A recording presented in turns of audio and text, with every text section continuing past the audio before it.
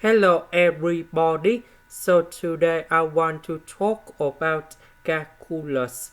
The topic that is about limit. So now I want to show you how to answer. We have the formula in here. That is about a minus b multiplied by a plus b equals to a squared minus b squared. So in this situation, we have 8 minus b. We want to create about a square minus b square to cancel about the square root.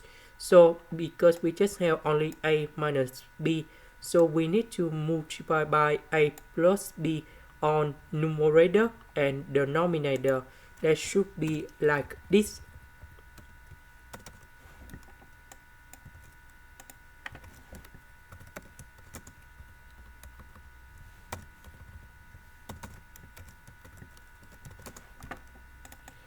Now, this one in here, that is about x plus 3 minus number 4.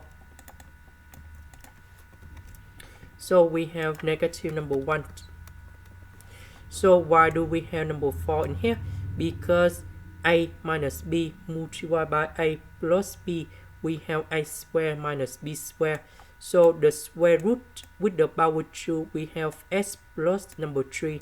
Number 4 in here, that is about 2 to the power of 2 from b square in here. That's why we have number 4.